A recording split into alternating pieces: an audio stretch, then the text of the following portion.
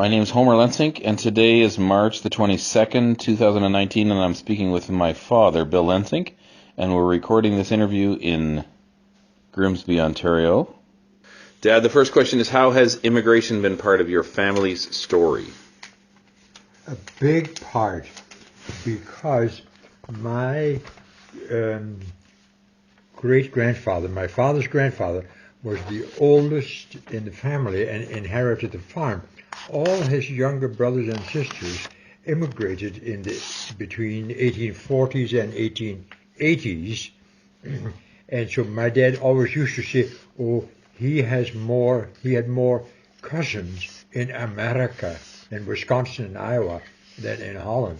And my dad wanted to immigrate in the worst way, and we still have the sponsor letter from 1927, whereby my dad is being invited to come to Hingham, Wisconsin, and he's to come in the spring. There is a farm lined up for him where he could work, but it did not happen because he married a T-Winkle lady, the oldest one of 11 children, who were very strongly family-oriented, and the T-Winkles never left their neighborhood.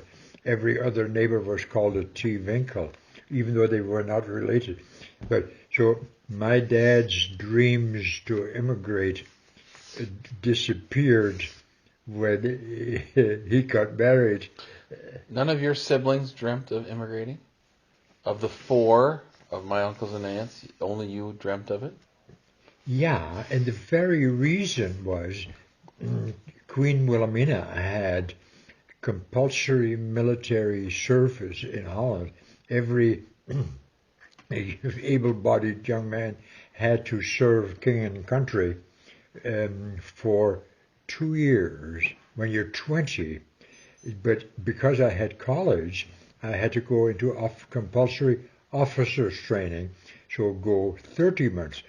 2.5 years at age 20 is 1/8 of your life, and if you have a girlfriend already, then the only way to get out from under compulsory military service and wasted, because after all they had Lee Enfield guns Rifles with a bayonet on the end, and we learned to kill. None of that. So wegwezen, let's disappear. And I could have immigrated right after college because I had postponement of compulsory military service while still going to college.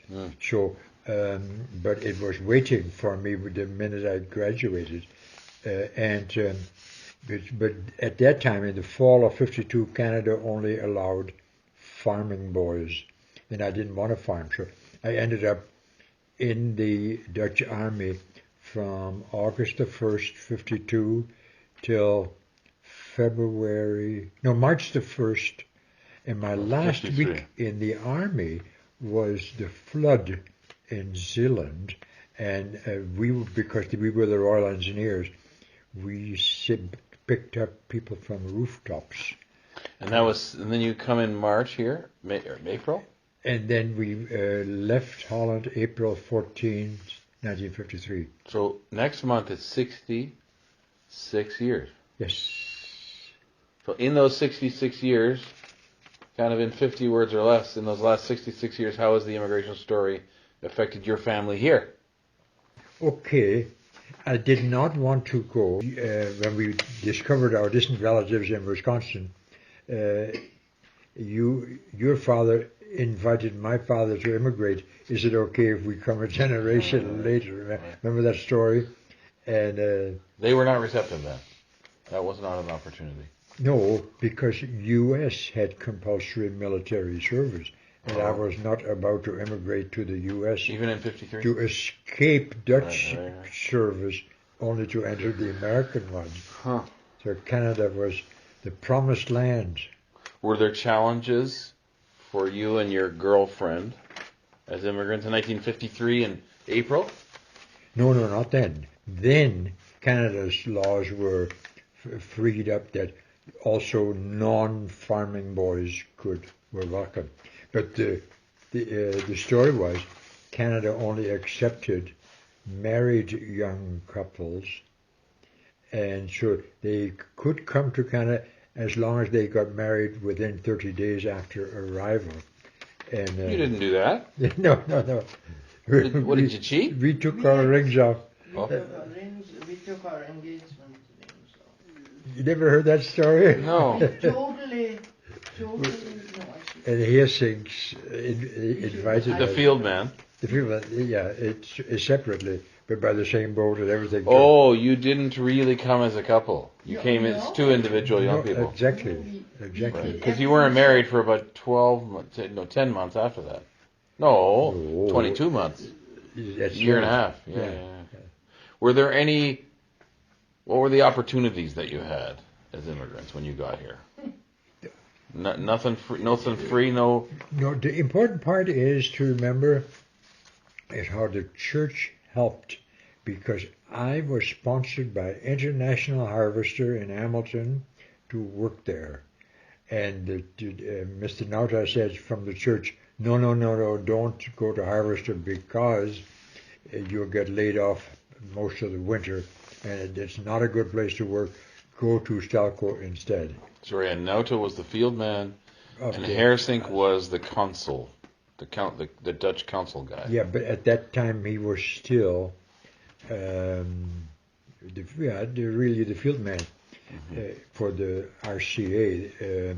Oh, he was. He met us at the boat in Halifax. Hersink. Yes, sir. Did he take the train with you? No, I don't know how he He got probably there. flew back to Southern Ontario. But he was there to meet a whole boatload of people, not just Lensink from the Achterhoek.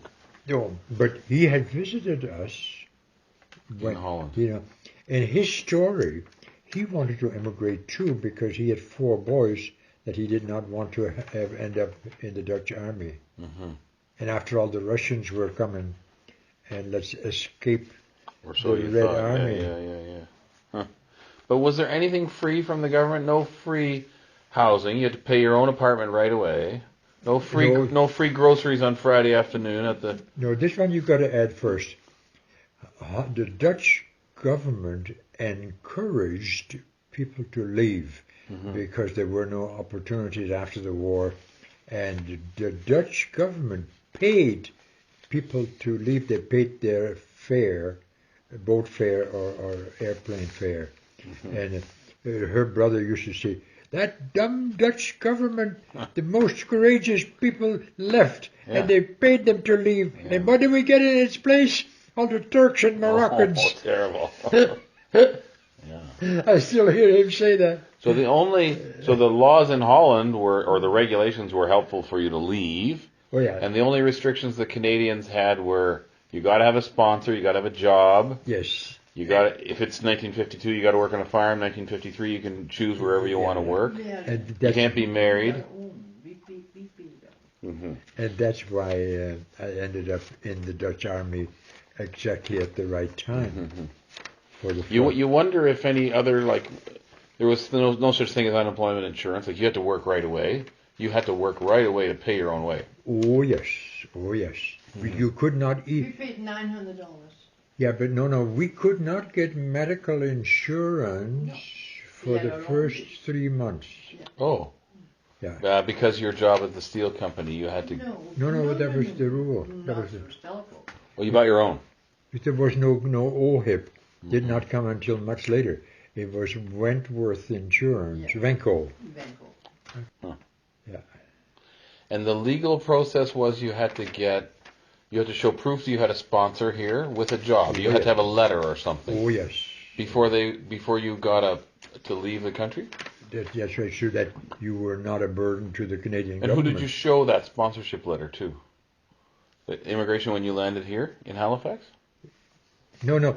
We had a Well, you had a visa in Holland already, I guess. yes. An immigration visa Yeah, we pedaled to The Hague, to the No. Canadian embassy. from the Achterhoek. Yes, we did. I don't believe that.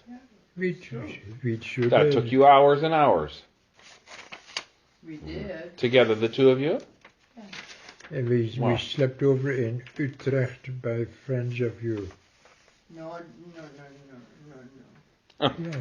Anyway, you get this letter. Oh, and you have, so the letter comes in the mail to your farm in the after from International Harvester, We took that to the Canadian Embassy in The Hague. and you get your Uh, immigration visa. and you got your... How long does it take you to get a driver's license when you're here?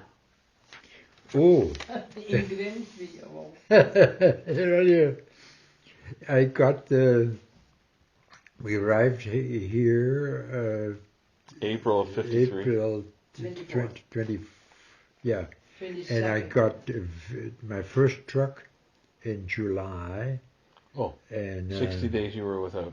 Yeah. And you got a driver's license. Yep. hmm That was, And then, how long are you on an immigration visa before you get anything permanent in terms of your legal status? oh, here goes. Before you could become a Canadian citizen in those years, you had to follow courses. You better know all the capital cities, all the rivers, all the government, how the government. There was quite a training and an exam And you had to pass. that we passed. And then you became a legal Canadian. What year was that? Not until 5 years after. 5 years. So 58. 58. And what were you called between 53 and 58? A landed immigrant? Landed immigrant. Right. Yeah. We still have the papers. Landed But your immigrant. kid, did you have to give up your Dutch citizenship then? That's what should be done. We had to, what was the Renounce.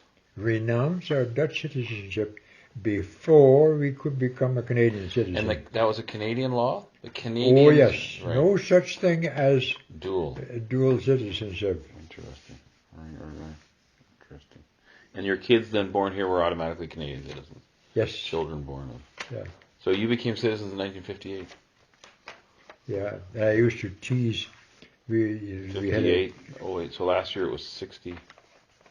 Bob Keller was with. Hey, you DPs, Right. whether the DPs are immigrants. Dutch I person. said, my friend, you had no choice. We chose to Yeah, become right, Canadians. right, good. Opa, thank you very much for your interview today. That's perfect. Thanks for sharing your answers to our questions.